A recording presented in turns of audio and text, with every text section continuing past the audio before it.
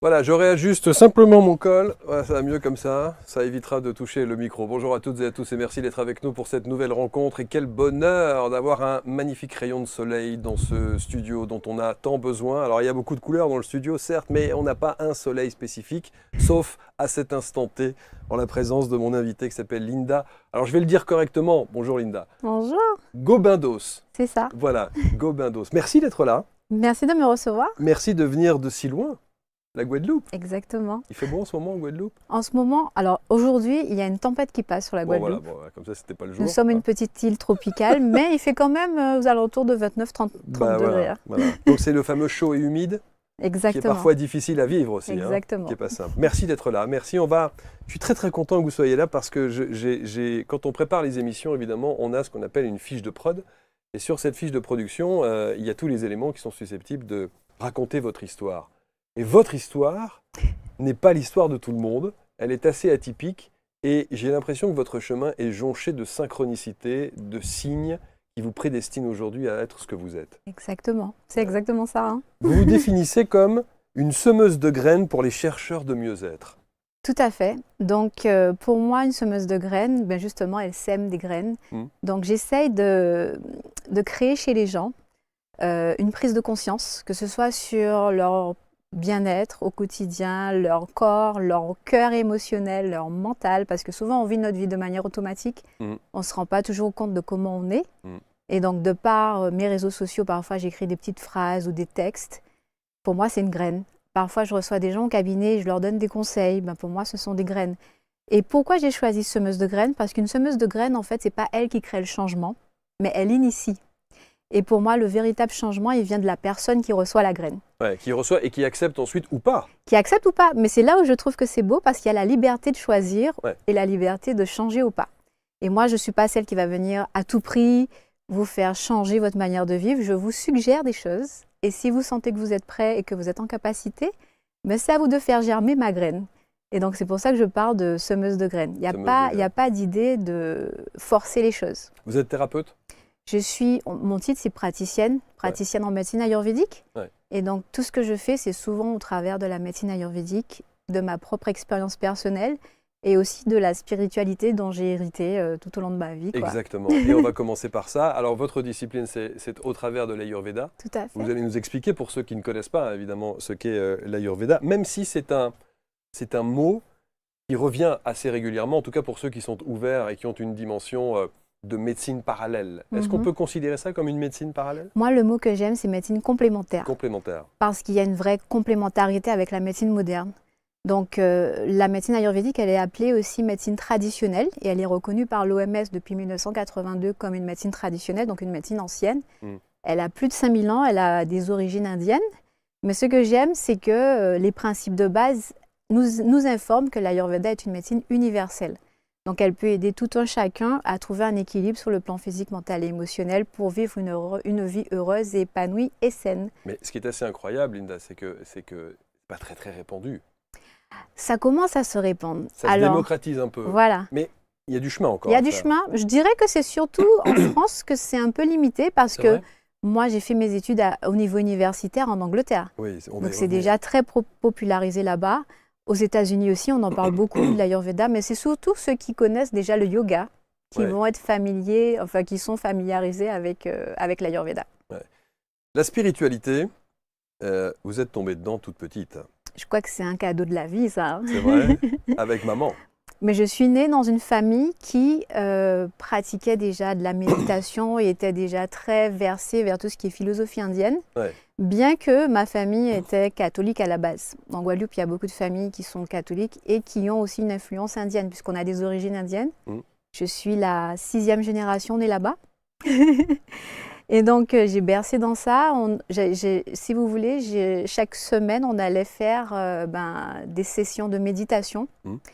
Et j'ai beaucoup grandi dans l'enseignement de la philosophie indienne. Donc, tout ce qui est la gratitude, le détachement aux choses, j'ai baigné dedans.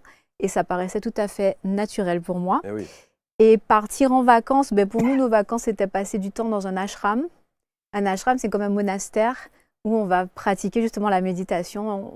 C'était pas un monastère strict, ça veut dire c'est pas comme les moines qu'on voit au Tibet. Mais c'est quand même un endroit où c'est un peu fermé et on reste là pour faire des pratiques spirituelles. Ouais. Et pour moi, c'était normal, mais c'était mes vacances. Hein. Mais ça, c'est fantastique. Déjà, rien que sur ce point-là, vous faites partie d'une génération, nous faisons partie d'une génération qui n'a pas franchement été élevée dans cette C'est vrai que c'était assez avant-gardiste. C'est très avant-gardiste. Parce que quand je rentrais à l'école après l'année d'après, l'année scolaire, donc je me rappelle quand j'avais 7 ans, je devais être en C1, quelque chose comme ça, et je raconte à mes camarades, voilà, je suis partie en vacances, c'était génial, on a médité, je parlais d'énergie, je parlais d'encens, et là tout le monde me regarde. Là, les gens me regardent mes camarades me regardaient avec des gros yeux, ils disaient rien, mais l'expression du visage disait tout. Oui. Et je sentais depuis là que c'était atypique et j'ai appris à fermer ma bouche en fait. Donc j'ai gardé ça pour moi, je continuais à pratiquer mes affaires. Je lisais des livres qui parlaient de la mort, donc je pense qu'à 9 ans, j'avais déjà lu des livres qui parlaient de la vie après la mort, de réincarnation, de choses comme ça. Et je me suis rendu compte que les enfants de mon âge ne comprenaient pas nécessairement de quoi je parlais. Évidemment. Et on me regardait comme la fille bizarre, limite la sorcière. Donc j'ai vraiment appris à fermer ma bouche, je faisais mes affaires en cachette. Et en général, c'est les gens beaucoup plus âgés que moi, donc peut-être la génération de ma mère, qui comprenaient mon langage. Et donc j'ai appris à échanger plus avec ces gens-là. Et donc je pense que ça m'a aidé aussi dans ma maturité. Ce qui serait extraordinaire, est-ce que vous avez recherché, est-ce que vous êtes remonté un petit peu chez vos ancêtres, vos aïeux peut-être?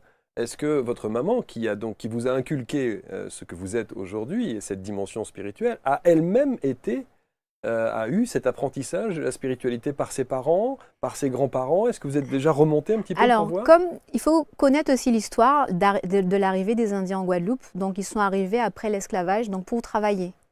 Et quand ils arrivent sur le territoire français, donc la Guadeloupe, ils ne sont plus autorisés à pratiquer leur foi.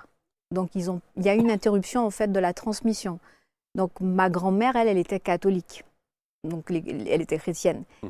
Et c'est elle qui s'est retrouvée, en fait, à un moment donné, par les circonstances de la vie, à retourner et replonger dans cette philosophie indienne et connaître la méditation. Et c'est là, mais elle était déjà adulte, hein. Mmh. Et c'est à ce moment-là qu'elle a transmis ça à ses enfants, dont ma mère. Et j'arrive quelques années après, et puis voilà. C'est passionnant. C'est une reconnexion, je pense. Hein. Alors, vous dites effectivement que cette dimension spirituelle, vous la gardez, c'est votre jardin secret parce que vous ne pouvez pas la partager. Aujourd'hui, ça va. À l'époque. À l'époque, oui. À l'époque, bien entendu. Et alors, vous dites, on m'appelait, alors je ne voudrais pas le prononcer. Allez-y. Gofamla.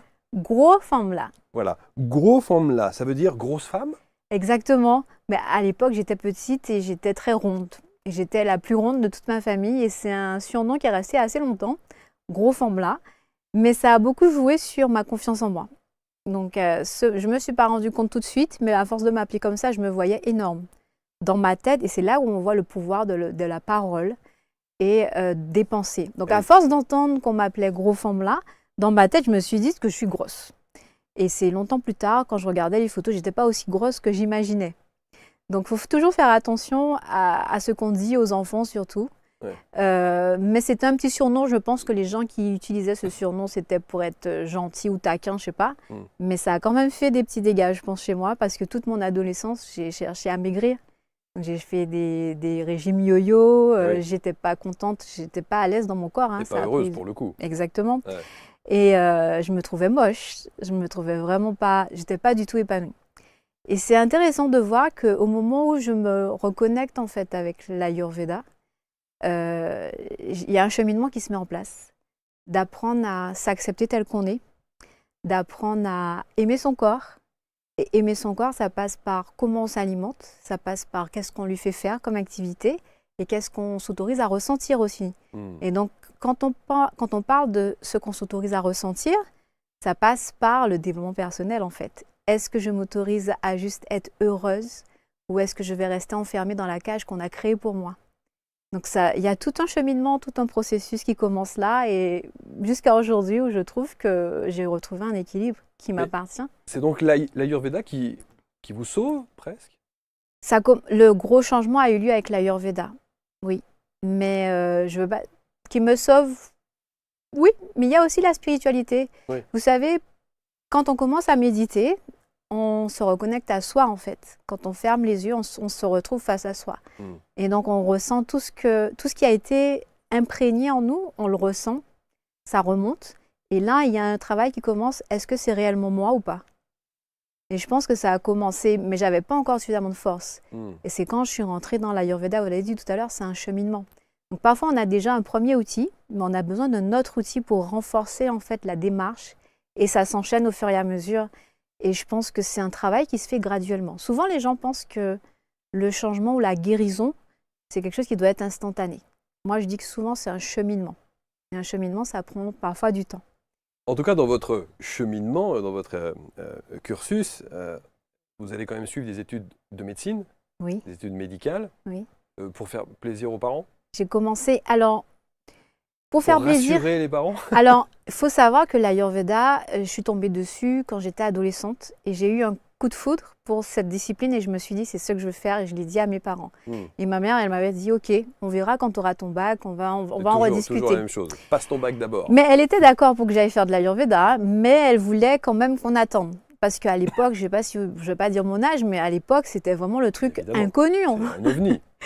Et puis, quand on a son enfant qui fait des études, qui est à l'école et qui veut se spécialiser en Ayurveda, et il n'y a pas de diplôme en Ayurveda, à l'époque, il n'y a pas ça, et encore moins en France. Donc, c'est assez bizarre. Quand j'obtiens mon bac, elle me conseille, donc je reparle d'Ayurveda, bien évidemment, et elle me dit, mais j'aurais aimé que tu aies un diplôme.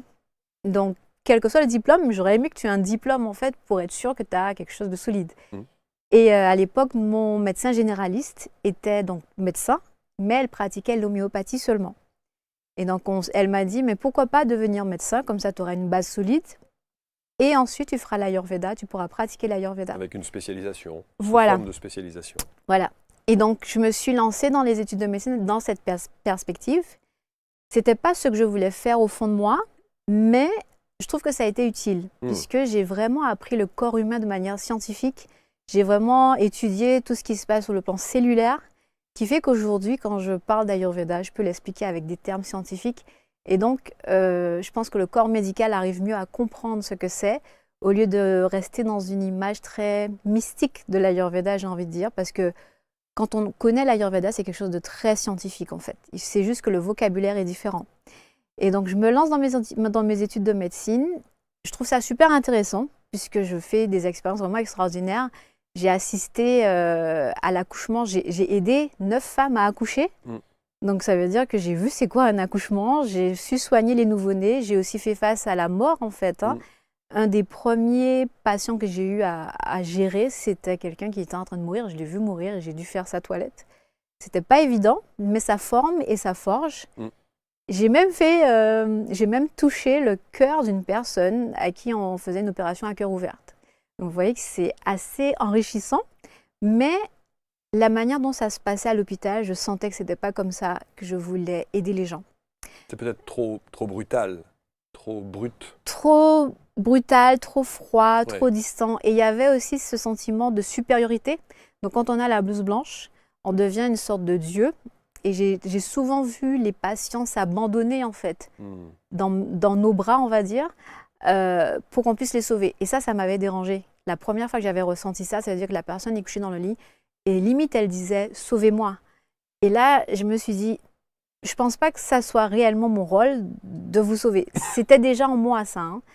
Et j'ai découvert avec l'Ayurveda qu'en fait, ce qui me passionne le plus, c'est de remettre le pouvoir entre les mains de la personne et lui dire « tu as le pouvoir d'aller mieux.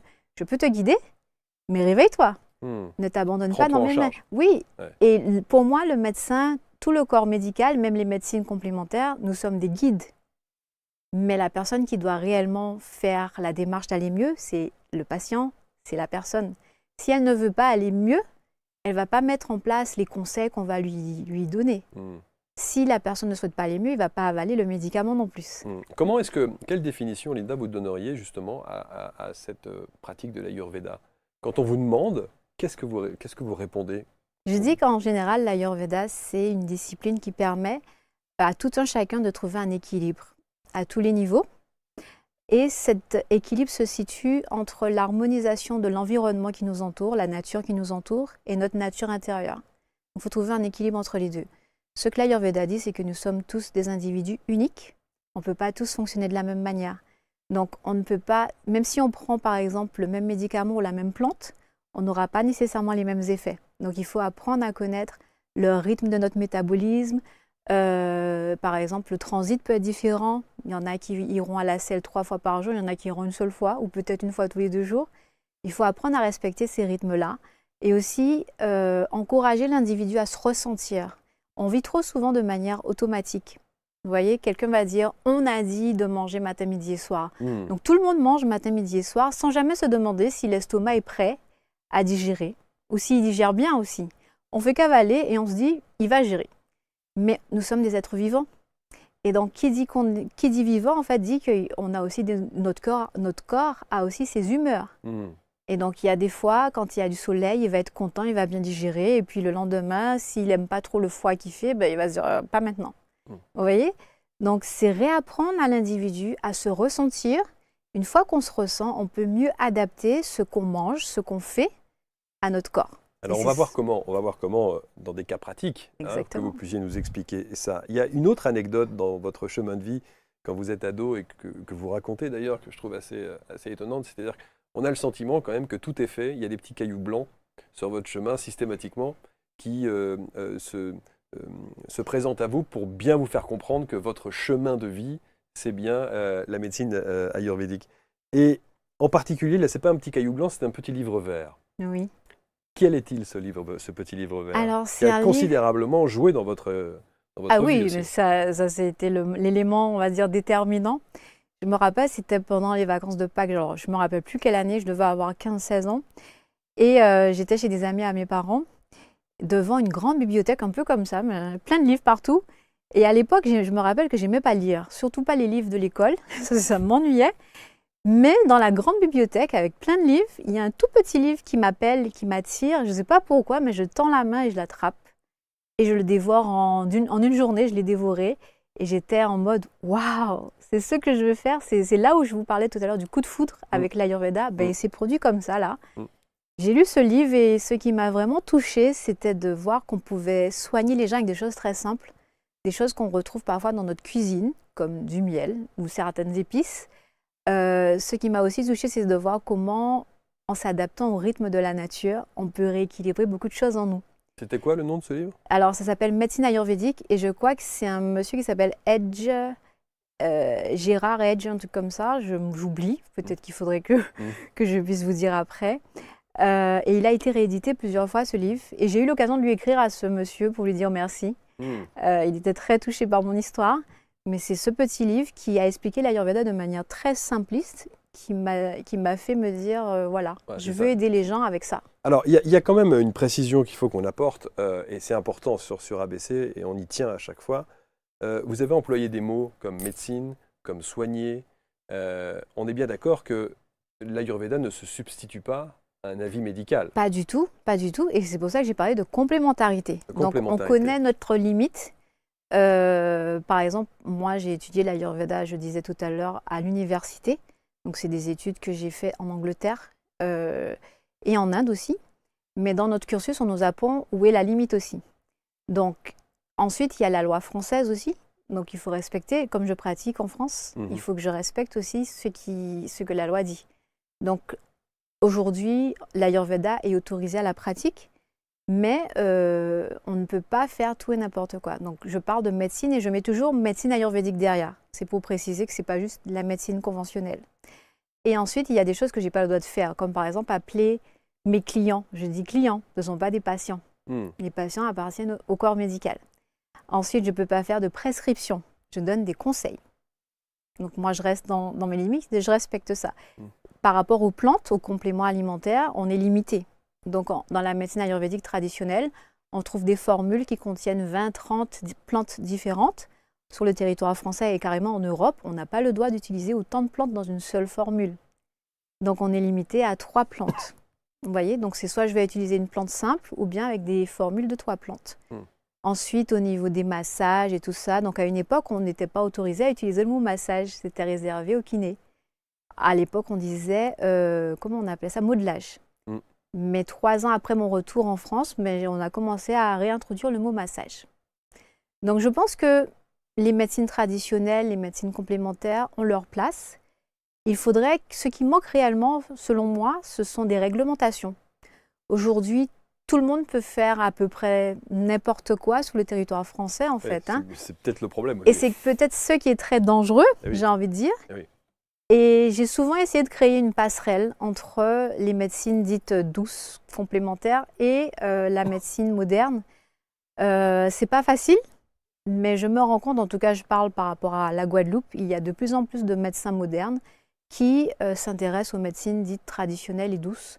Et donc, je pense que si on s'y met un peu plus à travailler vers la création du pont, on pourra arriver à créer quelque chose, ce que j'appelle justement la médecine intégrative. La médecine intégrative, c'est le système de santé qui permet de combiner justement les deux mondes. Et il faut savoir que c'est quelque chose qui existe déjà en Angleterre. Donc moi, j'ai déjà 14 ans de pratique. Mes 3 premières années, c'était à Londres que j'ai travaillé. Et justement, à Londres, la personne qui renvoyait ses patients vers moi, c'était le médecin généraliste. Et je trouvais ça vraiment génial. Et il y avait vraiment un échange. Donc, ça veut dire que le médecin généraliste envoie son patient vers moi et je fais un accompagnement, mais je lui donne aussi, je dois lui faire en fait des références, je dois lui donner des références sur l'évolution et l'état de son patient. Bien sûr, et tout comme une personne qui peut effectivement prendre contact avec vous, qui a envie d'être suivie par vous, mais que vous n'avez pas nécessairement la possibilité de l'accompagner. D'aider, et vous pouvez ensuite renvoyer chez un médecin tout à fait, généraliste qui va aider ou beaucoup plus, oui. Ce qu'on dit en fait avec la médecine ayurvédique, c'est que tout ce qui est chronique, donc tout ce qui est ancien et qui prend du temps, nous on peut travailler dessus, soit à acheminer vers un rééquilibrage ou à apaiser les symptômes. Mais quand ça devient urgent, quand il y a une prise en charge urgente, genre vous faites un arrêt cardiaque, là, moi je ne pourrais rien faire pour vous. Si vous êtes en train de faire une hémorragie, je ne pourrais rien faire pour vous. Donc il y a des cas aigus où il faut absolument passer par le corps médical. Et parfois on peut combiner les deux. Donc on peut avoir son traitement avec le médecin et faire une complémentation avec autre chose. Qu'est-ce que... Pour parler très concrètement de la médecine ayurvédique, qu'est-ce qu'on peut donner comme exemple spécifique d'un avant-après avec des patients? Vous dites pas patient, vous dites client. Vous avez raison. D'exemples concrets pour bien expliquer des mots MAUX que vous avez rencontrés au travers de vos clients il y a beaucoup de choses. Suite à ça, il y a vraiment beaucoup de choses. Alors, il y a eu des cas de cancer, par exemple, où on arrive un peu à prolonger. Donc, souvent, les gens, quand il y a les cancers, ils viennent me voir vers la fin, quand ils ont déjà tout essayé. Et c'est arrivé déjà, dans certains cas, pas tous, ou avec l'alimentation, sans rentrer dans des choses compliquées. Donc, l'alimentation, certaines plantes, on arrive à trouver un confort et prolonger de quelques années, en fait, la vie de ces gens. Mais on ne règle pas le problème du cancer. On ne règle pas le problème. On est bien d'accord. Non. Et comme je dis tout le temps, on s'adapte au traitement du médecin. Donc pendant la période de chimiothérapie, on ne fait rien. Je respecte ça. Mais par contre, après, tout ce qui est chimio et radiothérapie, on peut faire un complément alimentaire et pour renforcer et revitaliser le corps. Et donc les compléments alimentaires, ça passe par quoi? Ça peut être des gélules, ça peut être des poudres, ça peut être des infusions. Il y a pas mal de petites choses qu'on peut faire à la maison aussi, comme je dis. Et ça peut être aussi souvent l'alimentation qui fait une grande différence. Donc, on dit souvent que si l'alimentation n'est pas bonne, ça ne sert à rien de prendre des médicaments. Donc, ce sont les aliments qu'on va manger. Quand on les mange, en fait, ils construisent notre corps. C'est eux qui vont renforcer nos défenses immunitaires ou pas. Et on néglige souvent cet aspect-là. On pense que c'est la plante qu'on rajoute qui va faire tout le travail. Mais parfois, rien qu'en mangeant convenablement en fonction de ce qu'on a comme déséquilibre, on peut déjà faire un grand pas. Et nous, c'est vraiment la chose qu'on met en avant de chercher à mettre une plante. D'autres cas Après, on a des problèmes, par exemple, d'arthrose, tout ce qui est douleur au niveau articulaire. Donc, on peut faire des massages, des soins avec l'huile. On aime beaucoup les huiles tièdes en Ayurveda. Donc, souvent, on va lubrifier le corps avec les huiles tièdes et notamment les articulations. Donc, on a vu, moi, je vois beaucoup d'effets positifs sur l'arthrose et tout ce qui est rhumatisme, douleur rhumatismale, avec certaines huiles qu'on applique quotidiennement. Donc, nous, on a vraiment un effet cumulatif. C'est pas juste le faire une ou trois fois. Il faut vraiment faire sur un certain temps. Et au fur et à mesure, au bout de 2-3 mois, on sent... Alors, on a déjà les premiers résultats au bout de 2 semaines. On sent déjà une différence. Souvent, les gens disent que par rapport à l'arthrose, par exemple, il y a moins de craquements, il y a moins de raideur. Et la douleur va s'estomper au fur et à mesure sur 3 mois. Et il y en a qui arrivent à repousser en fait le remplacement du genou avec la prothèse du genou en fait. Hein. Donc il y a des choses comme ça. Il y a des problèmes de peau aussi qu'on arrive à gérer, comme l'acné, l'eczéma, le psoriasis. Qu'est-ce qu'il y a d'autre? Le diabète, on arrive aussi à donner des conseils pour stabiliser. Donc là encore, ça va dépendre du cas de la personne. Il y a des gens qui n'ont pas encore commencé de traitement médical et donc avec les ajustements que je donne, arrivent à repousser cette date. Il y en a qui ont déjà un traitement médical et qui vont chercher à réduire la quantité, la posologie, en adaptant les conseils ayurvédiques. Est-ce qu'on pourrait utiliser l'Ayurveda en prévention? Tout à fait. C'est-à-dire quand tout va bien. Mais c'est surtout ça en fait. Et c'est ce que j'aime avec l'Ayurveda, c'est qu'on ne cherche pas juste à soigner. Ça, c'est la médecine moderne qui fait ça. Nous, on donne beaucoup de conseils en amont. Donc, on considère que si on arrive à maintenir l'équilibre du corps, on évite justement qu'il y ait des déséquilibres. Des complications. Et l'apparition d'une maladie quelconque.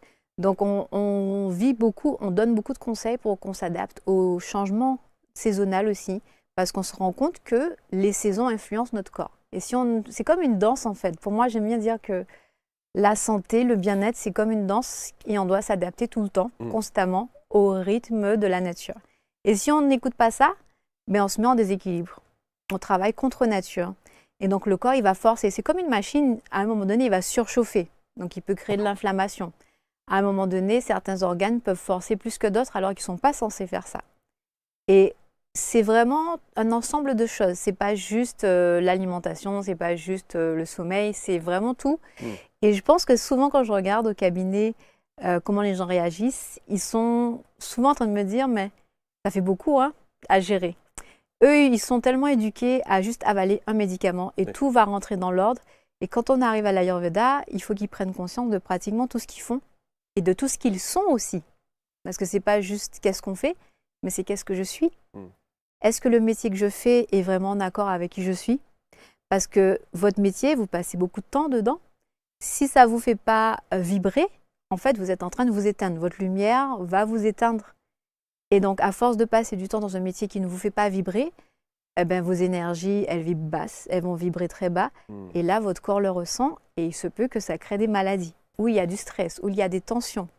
Ça veut dire que l'aspect psychologique est très important. Oui.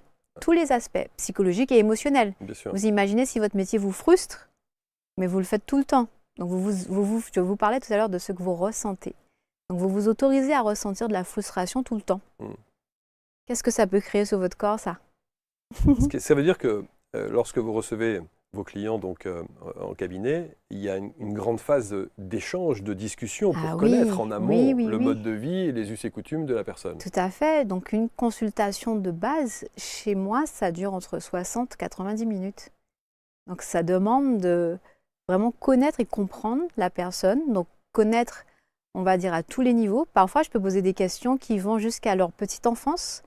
Et s'ils ont l'information, ça peut même aller dans le ventre de leur maman. Parce que selon l'Ayurveda, à partir de la fécondation de l'œuf, tout ce que l'individu va vivre et ressentir impacte et influence qui il sera. Et c'est ce que la science appelle l'épigénétique. Mais l'Ayurveda avait déjà décrit ça il y a 5000 ans. Vous voyez, c'est ça, moi je trouve ça fascinant. Je suis d'accord avec vous, c'est assez incroyable. Sauf que l'Ayurveda a un langage assez terre-à-terre. On va parler des 5 éléments, l'espace, l'air, le feu, l'eau, la terre, les doshas. Ce sont des énergies. Donc quand les gens entendent ça, ils ne comprennent pas. C'est des mots sanscrits, ça fait bizarre. Il y a tout de suite une dimension un peu ésotérique. Voilà. Tout de suite. Mais comme je vous disais tout à l'heure, c'est très scientifique. Donc si on arrive à l'expliquer, les gens ils comprennent mieux et se disent « Ah, mais c'est pas aussi magico-religieux que je pensais. » Donc quand je vous parle d'épigénétique, l'Ayurveda explique que depuis justement la fécondation de votre œuf dans le ventre de votre maman, tout ce que vous allez manger, tout ce qu'elle va manger, ça va vous impacter, tout ce qu'elle va ressentir, tout ce qu'elle va penser, vous êtes directement impacté. Et ça peut vous mettre en déséquilibre ou pas depuis dans son ventre. Donc vous imaginez si il y a une femme qui est enceinte et elle est tout le temps en colère et elle mange beaucoup épicé et elle habite là où il fait chaud dans le désert et elle ne boit pas assez d'eau, mais là ça augmente le feu en elle. Et le petit bébé qui est dans son ventre va grandir avec déjà une prédominance de feu, d'éléments feu. Ça peut donner quoi? Ça peut donner à la naissance un enfant qui sera souvent colérique, qui aura de l'inflammation. Cette inflammation peut s'exprimer par la peau, par exemple, ou carrément dans son tube digestif. Vous voyez? Tandis que si, durant sa grossesse, elle a cherché à s'équilibrer, à manger des choses qui vont la rendre calme et renforcer son corps, elle peut donner naissance à un enfant qui sera beaucoup plus robuste et apaisé et calme. C'est pour ça qu'on a reçu il y a quelques jours de cela une personne qui est connue qui s'appelle Marie-Estelle Dupont, qui est psychologue. Et elle expliquait qu'elle voyait les effets du Covid 3 ans après sur des mamans qui étaient enceintes pendant la période du Covid. Donc mais le stress, mais oui. Angoisse, doute, les peurs, etc., etc. Et elle voyait ces enfants qui sont aujourd'hui âgés de 3 ans, qui rentrent à l'école et qui ont des troubles du comportement. Wow. Parce que justement, il y a eu un impact de la maman sur... il y a une transmission qui se fait. Sur la transmission, bien sûr. Tout le temps. Et donc, c'est important de prendre conscience de ça, déjà lors de la consultation, mais même vous, dans votre vie de tous les jours, et c'est là où on voit l'importance, quand vous avez une femme enceinte autour de vous, de créer ou de contribuer à une atmosphère, on va dire, épanouissante pour elle. C'est pour ça que certaines futures mamans en profitent. Ça, c'est un autre problème. Alors, quelques conseils pour cette fameuse médecine Ayurveda. On va rentrer en période hivernale. Là, on y est. Qu'est-ce que préconise pour anticiper justement les troubles qu'on pourrait avoir, que l'on connaît tous pendant l'hiver? Qu'est-ce qu'il faudrait faire? Qu'est-ce qu'on pourrait mettre concrètement en place là tout de suite pour bien anticiper l'entrée dans l'hiver? Alors déjà, comme je disais, c'est s'adapter. La santé, c'est une danse et il faut toujours s'adapter au rythme de la nature. Donc, il suffit d'observer ce qui se passe à l'extérieur. Donc dehors, qu'est-ce qu'on observe? Il y a le foie qui commence à s'installer. Il y a de la pluie, un peu d'humidité. Et donc, qu'est-ce que ça invite à faire, ça? Déjà, il faut se réchauffer. Donc, prendre le temps de se réchauffer de par les vêtements qu'on porte, mais également de l'intérieur, donc par rapport à ce qu'on mange. Donc, en Ayurveda, on va recommander déjà de boire des boissons chaudes, le plus souvent possible, d'éviter tout ce qui est froid. Donc, ça permet d'équilibrer par rapport à ce qui se passe à l'extérieur. Et ensuite, on peut utiliser, donc j'ai parlé d'humidité, et souvent, ça va donner en fait le nez qui coule, des rhumes, des toux et toutes ces choses. Et on va chercher à mettre des épices qui vont justement aider à liquéfier les mucosités. Donc ça peut être quoi? Ça peut être du thym qu'on a en France, il y a le thym. Ça peut être de la cannelle. En infusion? Ça peut être en infusion, oui. Et ça peut être aussi dans votre alimentation. Donc en mettant ces épices plus régulièrement dans votre alimentation, vous allez les absorber et elles vont avoir l'effet en fait liquéfiant quand même. La cannelle, c'est pour les gâteaux, les pâtisseries. On peut mettre de la cannelle aussi dans les pâtes et dans le riz. On n'y pense pas, hein, mais quand vous faites bouillir, par exemple, vos pâtes ou bien votre riz... Moi, je mets le cube. Vous pouvez mettre le cube, mais vous pouvez mettre un bâton de cannelle. Ah, faut essayer, parce que la cannelle, justement, c'est une épice qui chauffe. Et donc, si vous avez un rhume, ça permet de liquéfier, de faire passer. C'est aussi un antibactérien, donc c'est intéressant. Et pour ceux qui sont un peu plus aventuriers, vous pouvez essayer du gingembre, du curcuma. Donc là, on est sur des épices un peu plus exotiques, mais elles sont aussi efficaces. Donc elles ont toutes cet effet chauffant pour le corps et elles vont tous agir à combattre en fait tout ce qui est rhume et bactéries et toutes ces choses. Donc c'est déjà un premier truc. Et moi, j'aime bien incorporer aussi le miel parce qu'on connaît tous les bienfaits du miel et le miel aussi a cette capacité de renforcer le corps. Donc ce sont des choses très basiques. Ensuite, on dit d'observer le rythme de la nature. Ça veut dire que le soleil va se coucher de plus en plus tôt. Et donc, il faudrait essayer d'aller dormir un peu plus tôt. C'est pour ça que quand on regarde dans la nature, on voit les ours, ils vont hiberner. Je ne vais pas vous demander d'aller hiberner, non, mais l'idée, c'est qu'il faudrait essayer d'aller dormir plus tôt pour avoir des nuits plus longues, parce que l'organisme en a besoin pour se renforcer. Et quand c'est l'été, le soleil il se couche plus tard, on peut profiter plus longtemps. Oui, mais on n'y pense pas. Ajuster ses heures de sommeil au rythme de la nature. En fonction. Et c'est vrai que même parfois, c'est paradoxal, c'est-à-dire qu'on préconise souvent de garder un rythme et de s'y tenir toute l'année. C'est pas logique selon la nature, puisque ça varie autour de vous. Vous voyez, donc si vous restez dans le même rythme tout le temps, votre corps, lui, les enzymes et les hormones sont sécrétées en fonction du rythme du soleil. Et ça, il y a des récepteurs en vous qui se déclenchent automatiquement. Donc, ce n'est pas vous qui décidez à quel moment que votre foie va sécréter telle hormone ou que... Vous voyez, c'est vraiment des récepteurs qu'il y a en fonction du rythme de la nature. Vous avez déjà vu, dans la nature, les fleurs se ferment quand le soleil se couche. Et les animaux vont dormir automatiquement, quelle que soit l'heure sur l'horloge en fait. Donc, eux, ils ont cette horloge interne qui dicte leurs actions. Nous aussi, on l'a. Mais sauf que nous, on a peut-être l'ego qui nous dit « Ah non, il y a l'électricité, on va rester plus tard, on doit travailler, on peut regarder la télé, on va faire autre chose. » Mais si on s'écoute réellement, quand le soleil se couche, on n'a qu'une envie, c'est de rentrer en mode cocooning, retrait, voilà. Et on est tellement déconnecté de notre corps qu'on ne prête plus attention à ça. Alors certains vont dire, oui, mais c'est bien gentil, Linda, elle est en Guadeloupe, donc vivre au rythme de la nature, c'est pas un problème. Hein, ouais, le soleil, il est là. Le soleil est là. De temps en temps, ils ont un petit typhon, mais c'est pas très grave, on fait avec. C'est vrai, c'est plus facile? C'est plus facile parce qu'il n'y a pas de grande variation du coucher de soleil et tout. Donc on a peut-être 1 heure de variation, mais vous avez vraiment beaucoup d'heures. Hein. Je crois qu'il y a 3 ou 4 heures de différence sur une année. Donc, c'est plus compliqué. Je dirais pas que c'est plus compliqué, c'est une nouvelle discipline à adopter. Et ce qui est dommage, c'est qu'on vit dans un monde où on fait que suivre ce que la société a décidé. Et à aucun moment on se dit, ben tiens, et si j'essayais de faire différemment? On n'ose pas dire ça. Mais faire différemment, ça serait pour son propre bien-être. Je vous donne un exemple que je donne souvent. C'est le fait de manger. Tout à l'heure, je disais, on dit de manger matin, midi et soir. Alors ça, c'est la grande question. Mais votre corps, il vous dit quoi?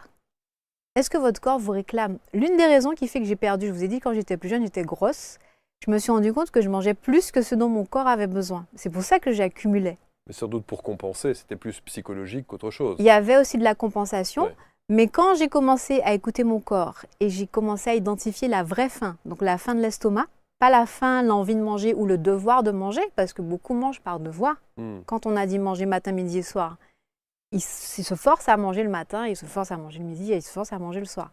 Mais quand on écoute son corps, moi je sais que j'avais pris conscience de ma faim grâce à l'Ayurveda. Et quand j'ai réalisé que ma faim ne se manifeste pas tout le temps, matin, midi et soir, c'est là que j'ai appris à dire « Ah ben non, je ne peux pas me nourrir tout le temps. » La faim pour nous, c'est le signe que l'estomac est prêt à digérer ce qu'on lui apporte. Donc si vous lui donnez à manger alors qu'il n'était pas prêt, il va s'encrasser, les aliments vont rester dans votre estomac, ils vont fermenter. Pour nous, ça c'est le début de l'inflammation et des toxines. Et quand vous apprenez à respecter justement cette faim qu'on appelle le feu digestif, Agni en sanskrit, mais là vous commencez à vivre en harmonie avec votre corps, la digestion se fait mieux, vous stockez moins. Ça veut donc dire que on a grandi quand même avec cette phrase de nos parents, ne pars pas à l'école avec le ventre vide. Une hérésie. Eh bien oui. Il faut faire. En fait, mes clients sont souvent surpris quand je leur dis de manger quand ils ont faim parce qu'ils pensent qu'ils vont tomber dans les pommes. Et la plupart d'entre eux se rendent compte qu'ils peuvent tenir toute la matinée sans manger. Certains d'entre eux peuvent tenir toute la matinée sans manger sans jamais se sentir mal. Au contraire, ils se sentent mieux. Et il y en a d'autres qui auront besoin de manger 3 ou 4 fois par jour. Et c'est là où je dis, il n'y a pas une règle de base pour tout le monde parce qu'on est tous différents. Et il suffit de s'observer. Et des fois, dans la même famille, on n'est pas pareil. C'est vrai, moi j'ai une maman, que j'embrasse d'ailleurs, qui ne prend jamais de petit déjeuner et qui commence à déjeuner à partir de 14h seulement. Et ça lui convient très bien. Mais voilà. Donc elle termine de dîner la veille au soir, il est 20h, 20h30, et rien avant 14h le lendemain. Et ça lui va très bien. Mais oui. Maintenant, on entend beaucoup parler du jeûne intermittent et tout. Moi, j'aime pas donner de titre à ça. Je vous demande juste d'observer votre rythme à vous. Donc, il y a des gens qui, comme je disais, il y a des gens qui ont besoin de 4 repas par jour. Ça va dépendre de quelle activité que vous faites. Si vous êtes très physique, votre corps va demander beaucoup plus puisqu'il brûle plus d'énergie. Mais si vous passez votre journée assise à un bureau, vous ne faites pas grand-chose, il n'a pas besoin de beaucoup d'énergie en fait. Quand on dit pas grand-chose si vous êtes derrière un bureau, c'est-à-dire que vous ne vous dépensez pas beaucoup. Oui, oui. Ça veut pas dire, c'est pas la somme de travail. Non, on est d'accord. Derrière un bureau, vous ne foutez rien en fait, dans l'absolu. C'est pas du tout ce que j'ai voulu dire. Je parlais des dépenses en calories. Bien sûr, je vous taquine, bien entendu. Et là, si vous mangez matin, midi et soir, il se peut que vous ne dépensiez pas tout ce que vous avez mangé. Et donc, ça va se stocker, ça risque d'encrasser votre corps. Donc, c'est important d'identifier quel genre d'activité que vous faites. Est-ce que vous bougez beaucoup? Est-ce que vous allez faire du sport après le boulot? Si vous allez faire du sport, il faudra manger en conséquence aussi. Et comme je dis à chaque fois, c'est pas juste écouter ce que les gens disent, mais c'est surtout ressentir ce que votre corps vous dit. Et moi, je dis qu'à la base d'une bonne santé, c'est la relation qu'on développe avec son corps qui va déterminer en fait si ça va bien se passer ou pas. On sait travailler dur pour entretenir notre relation avec nos conjoints, notre époux, notre femme. Mais par contre, notre corps, on le néglige tout le temps. On ne sait pas ce qu'il aime, on ne sait pas c'est quoi ses préférences, on ne sait pas quelle quantité d'heures de sommeil il a besoin pour être bien. Et quand il nous dit qu'il n'aime pas quelque chose, on lui dit « mais oui, mais vas-y, c'est bon ça ». On ne prend jamais le temps. Je donne un exemple. Souvent, les gens sentent des aigreurs quand ils mangent à l'estomac, quand ils mangent des tomates. Oui. Et comme on a dit, quelqu'un a dit que les tomates, c'est bon pour le système cardiovasculaire, on mange les tomates, mais là, ça brûle. Pourquoi on ne se dit pas, tiens, ça me fait mal, peut-être que ça ne me correspond pas, tiens. À partir du moment où un aliment vous fait du mal, c'est qu'il n'est pas bien digéré. Donc il y a deux choses. C'est soit votre estomac, il n'aime pas cet aliment, donc il faudra respecter ça, ou il faut aider votre estomac, donc il faudra le booster pour qu'il puisse arriver à le digérer. Par exemple, quand on parle d'intolérance au gluten en Ayurveda, pour nous, ce n'est pas une intolérance, c'est une incapacité à digérer le gluten. Et on dit souvent qu'il faut booster ce fameux feu digestif pour qu'il puisse aider l'individu à mieux digérer le gluten. Parce qu'il y a des gens qui digèrent très bien le gluten. Et on peut vivre aussi sans gluten. Et on peut aussi vivre sans gluten. Donc, mais l'idée, c'est surtout de trouver qu'est-ce qui se passe dans votre corps, mais pas nécessairement faire comme tout le monde. La notion d'écouter son corps est fondamentale en oui, Ayurveda. C'est vraiment ce que j'ai découvert et c'est ce que, à la base de l'Ayurveda, c'est qu'on est tous différents. Ouais, et alors donc, et ça revient aussi à dire que tous les protocoles qu'on nous apprend, qu'on nous inculque en disant il faut faire ci, il faut faire ci, non, déjà commençons par écouter ce que accepte et tolère notre corps et on adapte cela avec un mode de vie. Et on n'a pas à faire comme tout le monde. Et je crois que c'est vraiment ça la révolution en fait, parce qu'on veut tous rentrer dans le moule et le cadre que la société nous impose. Bien sûr. Donc par exemple moi, si j'explique aux clients, voilà, ne mangez pas nécessairement le matin, vous allez peut-être prendre un encas à 10 heures. Et là, mais oui, mais mes collègues, ils prennent pas de pause pour manger, ça va faire bizarre si je mange. Mais en quoi c'est dérangeant? Il y a bien des gens qui font une pause pour aller fumer. Fumer, il me semble que c'est pas bon pour la santé, mais ils prennent quand même 10-15 minutes pour faire ça. Pourquoi se sentir mal quand on ira justement nourrir son corps? Les enfants. Les enfants, là aussi, évidemment, les enfants suivent le rythme de vie des parents, imposé par les parents, imposé aussi par l'école. Tout à fait. Est-ce que là, il y a beaucoup à dire? Il y aurait beaucoup à refaire, à revoir? Moi, je pense que tous les conseils que je viens de donner, là, il faudrait les inculquer depuis très jeune. Donc, ça commence déjà à la maison. Et ensuite, c'est vrai que l'école pose un cadre. C'est pas toujours évident d'aller contre le cadre de l'école, mais déjà, si on apprend certaines choses aux enfants à la maison, c'est déjà bien. Par exemple, souvent, j'entends que les enfants ne veulent pas manger le matin. Donc, ça serait de les éduquer à ressentir leur faim. Est-ce que tu n'as vraiment pas faim? Ou bien tu n'aimes pas ce que je t'apporte? Est-ce qu'on ne va pas explorer autre chose? Et est-ce qu'il n'y a pas une autre alternative? Par exemple, je vais te donner un goûter beaucoup plus conséquent. Donc, ça veut dire que ça ne sera pas le petit déjeuner avant d'aller à l'école, mais tu vas manger quand tu auras faim à la récréation. Mais nous, on pense systématiquement petit déjeuner avant de partir. Oui, c'est le fameux ne pars pas le ventre vide. Voilà. Oui, bien sûr. Mais quand je discute avec mes clients, beaucoup d'entre eux me disent que leurs enfants n'ont pas nécessairement faim le matin. Donc, il y a une sorte de combat qui commence là, de lutte. On force l'enfant à manger le matin alors qu'il n'a pas faim. Et souvent, ça peut développer une relation péjorative avec la nourriture. Et j'en vois au cabinet. Il y a des blocages qui se créent, évidemment. Oui. Donc, ils refusent de se nourrir parce qu'ils ont été forcés quand ils étaient... Et sans compter l'aspect conflictuel qu'il y a entre les enfants et les parents. Voilà. Fini ton petit déjeuner. On a tous entendu ces phrases-là. Oui. Moi, je pense que c'est plus important de les éduquer à leur propre ressenti. Après, alors, pardon Linda, mais il y a aussi une chose, et je me positionne en tant que parent aussi, c'est de faire toute la différence entre l'enfant écoute son corps, il n'a pas nécessairement envie de manger à cet instant-là, et l'enfant n'a pas nécessairement envie de manger parce qu'il a envie de manger autre chose qui n'est pas nécessairement bon. Ça, c'est un caprice. Bon. Voilà, mais je pense qu'on arrive à faire la différence. La nuance, elle est mais je pense qu'on arrive à faire la différence fine. quand on connaît son enfant, puisqu'on connaît les réactions. Mais je vais vous donner un autre exemple. Un enfant qui vient de naître, un nouveau-né, c'est lui qui dit à ses parents quand est-ce qu'il a faim. Il pleure. Il pleure parce qu'il sent que son estomac est prêt à digérer, mais qu'on n'a rien mis dedans. On est d'accord? Mais c'est au fur et à mesure qu'il va grandir qu'on va lui imposer le matin, midi et soir. Mais à la base, l'enfant, il sait et il est connecté à son corps. Et même si vous cherchez à lui donner à manger, il va recracher, il ne va pas prendre. Il veut pas, absolument. Vous voyez la beauté là? C'est là que la nature nous montre qu'il faut apprendre à écouter son corps. Et il va vous réveiller même à 3 heures du matin pour manger. Oui, c'est pas un problème. Hein. On est d'accord? Oui, bien sûr. Donc c'est là qu'on voit qu'à la base, l'enfant, il sait déjà quand est-ce qu'il doit manger. Mais nous, quand on l'éduque, on essaie de lui imposer. Donc si on permet à l'enfant, pendant qu'il grandit, de juste nous signifier quand il a faim, ça fera une différence. Au lieu de dire, c'est l'heure de manger maintenant, viens. Et c'est là qu'on lui impose. Donc à un moment donné, lui, il devient confus. Donc, si tu m'imposes de manger ça maintenant, non, mais j'ai pas envie. Et c'est peut-être là qu'il peut commencer à vous faire des caprices. D'accord? Ouais, c'est intéressant. Mais moi, je trouve qu'à la base, on est tous reliés à la nature. C'est en grandissant, c'est l'éducation qui fait la différence. Donc maintenant, si vous prenez conscience de ça, vous pouvez encore... Mais ça veut dire aussi que dans le cadre de la famille, quand on instaure d'abord des règles, c'est normal. Quand on dit on mange à telle heure... Ah, je suis très bien placée pour savoir ça. Vous voyez ce que je veux dire? On mange à telle heure. Allez, on va dîner à telle heure, on petit déjeuner à telle heure. Moi, je vais vous donner comment moi gérer. Alors, en Guadeloupe, le dimanche, c'est repas en famille. Ouais. Tout le monde vient, on partage des trucs et il faut manger. Et quand je suis revenue... Oui, il faut manger. Oui, mais il faut manger. Hein. Et quand je suis revenue, moi, donc j'étais en Angleterre, je reviens en Guadeloupe. Et donc, je suis censée m'adapter aux coutumes de chez nous. Là, j'arrive et puis je dis, mais en fait, je n'ai pas faim. La première fois que j'ai sorti ça, tout le monde m'a regardé. Tu as un problème. Tu es malade? Oui, alors tu as un problème, tu es malade, tu es dans une religion. Qu'est-ce qui se passe? Dis-nous. Je les ai regardés, je leur dis, mais attendez un instant.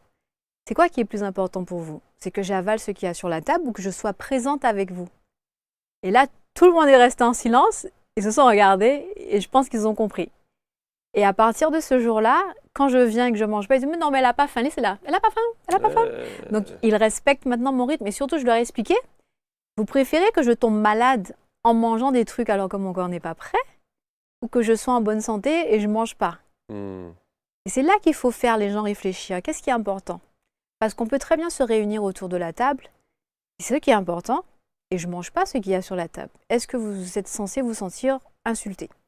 Ouais, après, j'entends ce que vous dites et je trouve que c'est évidemment passionnant. La première sensation que j'ai, c'est que ce sont les dérives qu'il peut y avoir. Quand vous avez des enfants qui, quand on parle d'anorexie, quand on parle de boulimie, quand on parle de choses comme ça, c'est très difficile de se dire non mais attendez, moi je respecte le rythme de vie de mon enfant. Oui, mais là, il y a un problème, il y a une pathologie. Alors, à quel moment on se rend compte qu'il y a un véritable problème, vous voyez? Il faut savoir faire la différence et je pense que ça passe par l'observation. Donc, un enfant qui ne va pas s'alimenter parce qu'il y a quelque chose de psychologique, je pense qu'on le sent. Mais un enfant qui se nourrit parce qu'il écoute le rythme, quand on a faim en fait. Vous voyez? Mais quand on est perturbé par quelque chose de psychologique, je pense que ça transparaît aussi. Ça se voit par un enfant qui a faim, il est joyeux de manger, il aime manger, il prend plaisir à se nourrir. Mais quand il y a la boulimie, l'anorexie, on sent que l'enfant est fermé. On sent qu'il y a quelque chose, l'enfant s'est replié. Et c'est comme une manière d'exprimer un mal-être. Donc ça passe aussi par l'observation de l'enfant, numéro 1. Et numéro 2, il y a des enfants qui sont par exemple anorexiques. J'en ai vu au cabinet, parce que justement, petit, on leur a tellement forcé à manger et à faire des choses que ça crée en fait quelque chose au niveau du mental qui fait qu'ils rejettent. Pour eux, c'est une sorte de punition de manger. Et c'est pas leur truc. En Guadeloupe, on mange bien. Oui, je pense qu'on mange très bien. On mange épicé. Oui. C'est bon, c'est pas bon? Mais moi, j'aime, oui. Mais comme je dis, je ne cherche pas à imposer puisque on est tous différents. Rappelez-vous, moi, ça me plaît. Mais j'aime pas trop quand il y a du piment. Bon, et ça veut dire que alors, quand vous faites des repas en famille, du coup, vous restez à table sans manger avec eux? Pas tout le temps, quand j'ai faim. Quand j'ai faim. Quand j'ai faim. Mais ils savent déjà. Hein. Ils me connaissent déjà. Oui, ça veut dire qu'ils ont calqué en fait le rythme de leur vie et des repas en fonction de vos horaires. Non, c'est pas ça. Ils font à leur manière, mais quand je viens, moi, ce que je dis, c'est qu'on soit ensemble, c'est ça qui est le plus important. Et c'est moi qui vais choisir à quel moment je mange. Et alors, je ne veux pas tout manger. Voilà, c'est ça. Et alors, je me mets à la place des grandes fratries. Dans la famille, si chacun commence à manger à son rythme à 16 heures en disant... Non mais c'est vrai, je veux dire, vous vous rendez compte, c'est un peu l'anarchie quoi. Bon, après, quand on regarde comment les choses évoluent, on n'est pas censé non plus manger à 16 heures le déjeuner. Oui, j'ai bien compris. Bien sûr. Donc en fait, écouter son corps, écouter son rythme en fait, ça ne veut pas dire qu'on va contre la société nécessairement. Comme je dis, il faut réfléchir à ce qui est important. Est-ce que manger parce qu'on est ensemble pour vous faire plaisir, c'est ce qui est plus important que de respecter mon corps? Parfois, c'est juste passer du temps ensemble. Ça fait aussi partie de la philosophie de l'Ayurveda. Oui. Alors, en Ayurveda, ils imposent parfois un rythme. Ça veut dire que si, durant les changements de saison, on peut sentir qu'il y a un déséquilibre au niveau du métabolisme, Mais si vous arrivez à réajuster, à un moment donné, un certain équilibre va réapparaître sur la saison. Donc si par exemple maintenant, vous voyez que la faim arrive peut-être un peu plus tard parce que le soleil se lève plus tard, donc vous allez peut-être avoir faim vers 9h, 10h, ben, durant toute la période de l'hiver, il se peut que votre petit déjeuner, vous le preniez vers 10h. Et ça va rester comme ça, jusqu'au changement de saison. Quand il y a un changement de saison, on sent un déséquilibre. Il faut prendre conscience de ça. Et ensuite, on ajuste. Le programme d'accompagnement avec Linda. Alors, vous êtes évidemment en Guadeloupe, on l'a expliqué tout à l'heure. Venir en Guadeloupe pour vous voir, ça serait évidemment magnifique. Ah, le luxe Le grand luxe, bien sûr. En visio, je suppose que c'est possible. Je fais des consultations en visio, oui. J'ai pas mal de gens déjà sur la France hexagonale et même ailleurs. Donc ça, c'est possible. Il n'y a pas de souci. Donc, en venant sur mon site internet, www.linda-du6gobardos avec 2s.com. Vous allez trouver les infos. Il est juste en dessous de la vidéo. Vous allez trouver les infos. Donc, c'est des entretiens en fait qu'on fait en ligne où je pourrais vous aider d'une manière ou d'une autre. Alors, je dis que l'Ayurveda peut toujours aider parce que même si on n'arrive pas à résoudre le problème dans son entier, il y a toujours un aspect qu'on arrive à mettre en lumière pour la personne. Et ça peut toujours faire partie de son cheminement. Donc, que ce soit sur l'alimentation ou les problèmes émotionnels. Parce que souvent, moi je dis que bien 70% des gens que je reçois ont une maladie parce qu'il y a eu une mauvaise digestion des émotions. Et les émotions, on ne nous apprend jamais à les digérer. Déjà, on ne nous apprend pas à les comprendre. On nous interdit de les ressentir. Et ensuite, on ne sait pas nécessairement comment les nettoyer. Et d'un point de vue ayurvédique, une émotion, c'est un peu comme de la crasse. Donc il faut arriver à dégager ça régulièrement pour que le corps et le cœur émotionnel ne puissent pas s'encrasser. Vous devez être extrêmement reconnaissante de l'éducation que vous avez eue et de ce que vos parents vous ont inculqué. Tout à fait, tout à fait. Parce qu'en fait, c'est ce qui me permet de parler comme ça aujourd'hui. Et c'est ce qui permet de travailler sur soi aussi. Et d'être la femme que vous êtes aujourd'hui avec l'expertise que vous avez aujourd'hui. Tout à fait. C'est un ensemble de choses. Hein. Donc, ce qu'on reçoit des parents, c'est un peu comme de la nourriture. Et ça fait partie de ce qui nous construit.